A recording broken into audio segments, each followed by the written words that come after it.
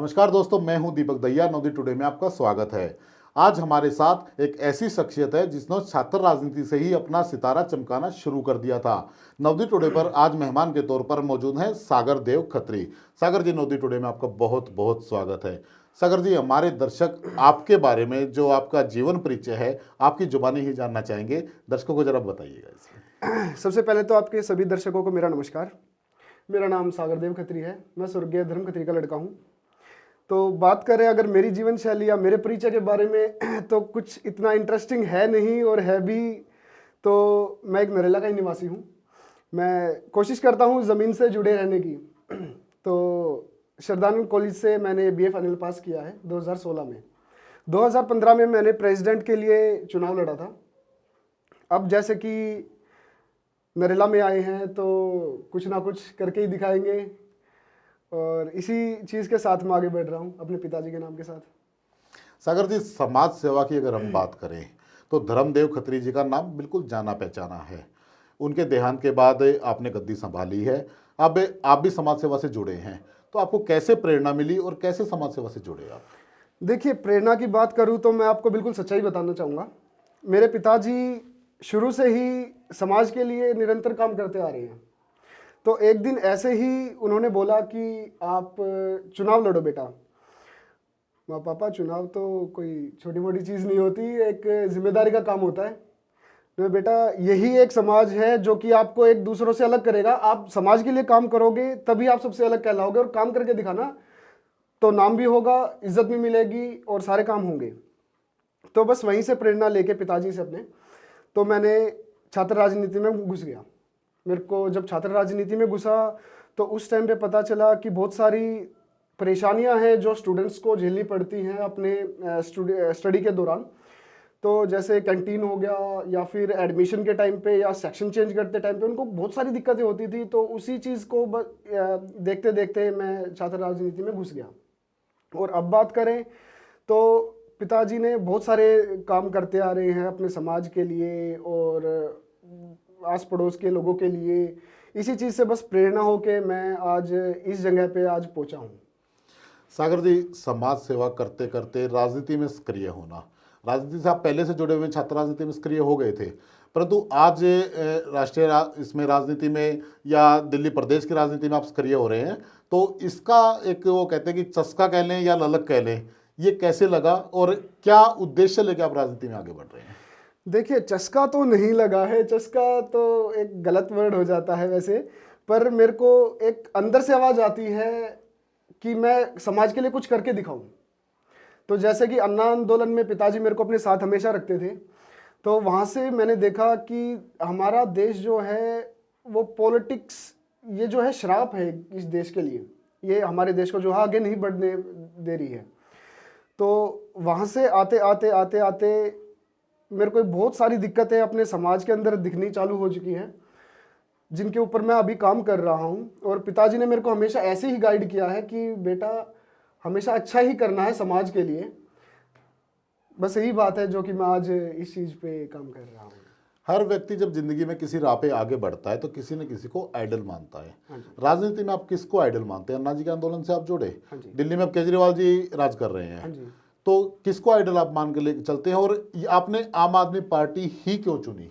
देखिए, जिस टाइम पे मैंने आम आदमी पार्टी ज्वाइन की थी, मेरे को पिताजी ने कराई थी। उन्होंने बताया था कि अरविंद केजरीवाल जी जो हमारे सीएम हैं वो एक बहुत अच्छे आदमी हैं और वो बहुत अच्छा काम कर रहे हैं। आंदोलन के टाइम पे भी हमने देखा जो उनकी मांगे थी वो एक अच्छी वे में, अच्छी दिशा की तरफ जा रही थी। वो मैंने देखा, समझा, और तब से मैंने अरविंद केजरीवाल जी को और अपने पिताजी को अपना आइडल माना। हाँ जी। आपका एक स्लोगन बड़ा मशहूर है, हाँ जी। सागर आएगा बदलाव लाएगा। हाँ जी। इस स्लोगन के पीछे क्या राज है? देखिए, सागर आएगा बदलाव लाएगा, ये हमारी छोटी सी एक कोशिश है कि हम नरेला को एक इन्हीं सब चीज़ों के पीछे नहीं दौड़ना चाहते कि बिजली, पानी, नालियों की समस्याएं, क्या आज की डेट में इन्हीं सब चीज़ों पे लड़ना ज़रूरी है क्या? क्या हमारा समाज इन्हीं सभी चीज़ों के पीछे आज तक भागता रहेगा? देश को आज़ाद हुए इतने साल हो चुके हैं, क्या हम आज तक इसी चीज़ की लड़ाई करते रहेंगे? तो सागर आएगा बदलाव लाएगा का मतलब ये है कि अब की बार अगर पार्टी मौका देती है और जनता अपना आशीर्वाद देती है तो मैं इन सभी चीज़ों से निरला की जनता को मुक्त करके दिखाऊंगा। तो यही हमारी उद्देश्य है अब की बार। सागर जी, नरेला में आप रहते हैं। हाँ जी। नरेला विधानसभा भी दिल्ली में नंबर 1 है। हाँ जी। नरेला वार्ड भी सबसे पहले आता है, नंबर 1 पे आता है। हाँ जी।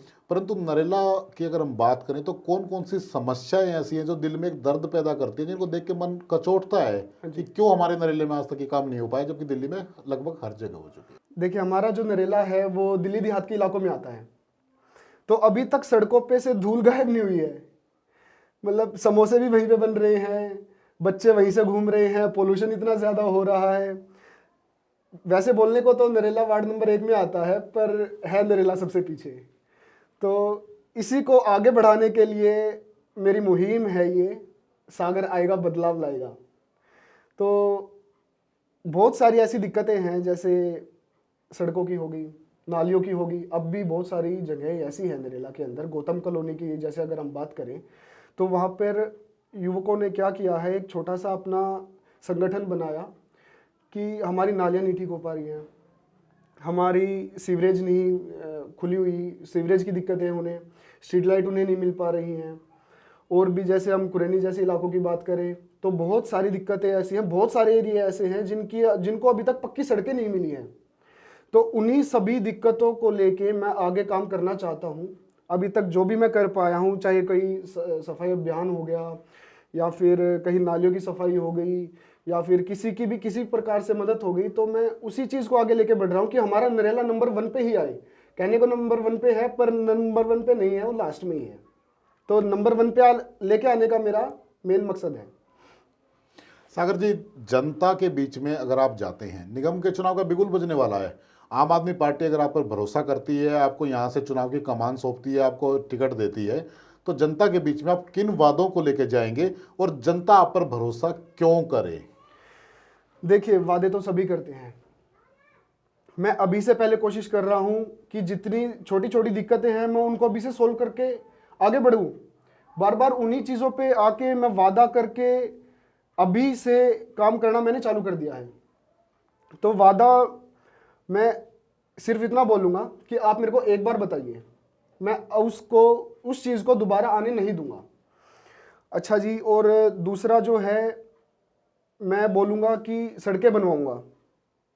जो भी हमारे निगम के अंदर सड़कें आती हैं, सड़कें बहुत ज़्यादा ज़रूरी होती है, चाहे वो ट्रांसपोर्टेशन हुआ, चाहे किसी को अपने घर पे पहुंचना हो, लाइटें हो गई, और पानी की जैसे हम देख सकते हैं कि पाना पपोशिया में और जितने भी ये उच्च इलाके हैं, चढ़ाई होगी, और ऐसे ऐसे इलाकों में पानी अभी तक नहीं पहुंच पाता है। तो पानी की समस्या को लेके हम आगे बढ़ेंगे। हम जो पार्कें हैं, बहुत सारे पार्क ऐसे हैं जिनकी मेंटेनेंस प्रॉपर वे में नहीं हो पाती हैं, हम पार्कों के लेके आगे बढ़ेंगे। नरेला के अंदर कोई भी डिस्पेंसरी नहीं है, हम डिस्पेंसरी के लिए काम करेंगे। और जो प्राइमरी स्कूल्स हैं उनकी हालत आज की डेट में बहुत ज़्यादा ख़राब है। जो बच्चा अपनी नींव रखता है, स्कूल में जाके पढ़ाई से अपनी नींव रखना स्टार्ट करता है, वही हम नहीं दे पा रहे हैं। ये मूल चीज़ है जो पढ़ाई से रिलेटेड चालू होती है, और जो बच्चा जब तक बड़ा होता है वहाँ तक उसका माइंड डेवलप ना हो, इस चीज़ का लेके माइंड डेवलप जब तक नहीं हो पाता है, तो वही हमारी जो छोटी छोटी चीज़ें हैं वो अभी तक पूरी नहीं कर पा रही हैं ये सरकारें। अभी तक कांग्रेस होगी, भाजपा होगी, 15 साल से भाजपा अभी तक एमसीडी में है, इतने काम नहीं कर पाए हैं कि अपने स्कूलों को वो संभाले, स्कूलों का विकास अच्छे से करे, बच्चों को अच्छी नींद दे। तो इन्हीं सभी चीज़ों पे हम काम करना चाहेंगे। सागर जी, जब कोई राजनेता चुनाव में जाता है हाँ जी। तो बड़े लुभावने वादे करता है, हाँ जी। परंतु चुनाव जीतने के बाद वादे वादे रह जाते हैं, हकीकत से कोसों दूर होते हैं। हाँ जी। तो क्या सागर की कथनी और करनी में फर्क होगा या कथनी करनी एक ही होगी? नहीं, आज का युवा कहेगा भी और करेगा भी। इतने युवक हैं आज की डेट में, कोई भी रोजगार की बात नहीं करता है, कोई भी डेवलपमेंट की बात नहीं करता है। देखिए, डेवलपमेंट में और अर्बनाइजेशन में बहुत ज़्यादा फ़र्क है। डेवलपमेंट वो है जो नीचे के स्तर के लोगों को आगे बढ़ाए, उनको रोज़गार दे, वो होती है डेवलपमेंट। अर्बनाइजेशन को मैं डेवलपमेंट नहीं मानता हूँ। तो डेवलपमेंट की बात करूँगा मैं हमेशा, और जो कहूँगा वो करके दिखाऊँगा। अभी तक जितनी कोशिश हुई है, जो बोला है या किसी ने बोला भी नहीं है, मैंने वो भी करके दिखाया है। यही कोशिश है मेरी, जो बोलूँगा वो ज़रूर करके दिखाऊँगा, ऐसा मैं वादा करता हूँ। सागर जी, जो राजनीति का सतर गिरता जा रहा है, हाँ जी। इसमें किसी पढ़े लिखे उम्मीदवार की, किसी पढ़े लिखे नेता की कितनी जरूरत महसूस होती है और कितनी आवश्यकता है कि जो चुनाव जीते या चुनाव के लिए खड़े हों, उनका एक एजुकेशन का सतर तय किया जाए कि कम से कम इतना एजुकेटेड वो होना चाहिए? देखिए, जो राजनीति इस देश की है वो शराब इसीलिए है कि एजुकेशन को पीछे छोड़ देते हैं। वो सिर्फ एक ये देखते हैं कि ये व्यक्ति कितना पावरफुल है, कि कितने इसके पीछे लोग खड़े हैं, पर उनको ये नहीं पता कि वो उनके लिए काम कर पाएगा नहीं कर पाएगा, उसको ये पूरा प्रॉपर वे में नॉलेज है या नहीं है, ये काम होगा पर ये कैसे होगा, उनको ये तक नॉलेज नहीं होती है। देखिए, पढ़ा लिखा होना बहुत ज़रूरी है, उनको कम से कम ये तो पता हो उनके काम कैसे होंगे।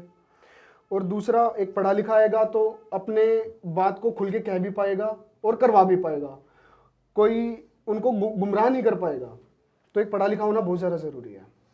सागर जी, एक पुराने कहते चले आ रहे हैं इस बात को लेकर कि सबसे भ्रष्ट डिपार्टमेंट अगर दिल्ली में है तो दिल्ली नगर निगम है।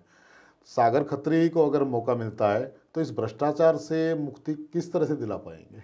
देखिए, यूँ बोलते हैं कि एमसीडी का भ्रष्टाचार कोई ख़त्म नहीं कर पाएगा, पर आम आदमी पार्टी आएगी, सागर आएगा तो ये सब काम मुमकिन होके करके दिखाएंगे।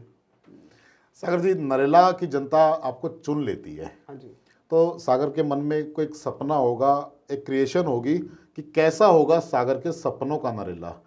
चुनाव जीतने के बाद नरेले में क्या क्या बदलाव करना चाहेंगे और जब अगला चुनाव आएगा तो क्या काम जनता के बीच में लेके जाएंगे कि देखो मैंने ये काम कर दिए हैं? देखिए, सबसे पहले तो जितनी लाइटें होंगी, जितना जगमग नरेला होगा, जितना ग्रीन नरेला होगा, अभी तक नरेला को डिस्कनेक्ट किया गया है सिर्फ और सिर्फ मेट्रो की वजह से। मेट्रो ने बहुत प्रभाव डालती है, मेट्रो एक, तो मेट्रो के लिए भी मैं प्रयास ज़रूर करूँगा, जहाँ तक भी होगा मैं उसके लिए, मेट्रो के लिए ज़रूर लड़ाई करूँगा। और दूसरा, मैं एक बताना चाहूँगा कि नरेला के अंदर बहुत सारी ऐसी जगहें हैं जहाँ पर कभी भी सफाई नहीं हो पाती है। एक साफ सुथरा नरेला का मैं सपना देखता हूँ, बचपन से देखता आ रहा हूँ।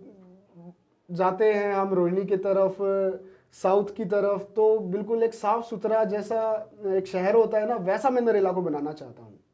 सागर जी, दिल्ली नगर निगम में बहुत सारे कर्मचारी भी ऐसे हैं जिनको महीनों महीनों तनख्वाह नहीं मिल पाती, घर पे खर्चे वही रहते हैं, बच्चों की पढ़ाई भी है, रोज का रोजी रोटी का खाना भी है, तो इनकी जो तकलीफ है, क्या उनके लिए भी कुछ काम करेंगे? देखिए, अभी पीछे ही भाजपा सरकार क्या कर रही है कि एमसीडी की जितनी प्रॉपर्टी है वो उसको बेच के और जितने भी कर्मचारी हैं उनको आय दे रही है, पर ऐसा नहीं होना चाहिए। पहले तो एक जो एम्प्लॉय होता है उसको उसका मेहनताना जो है वो मिलना चाहिए।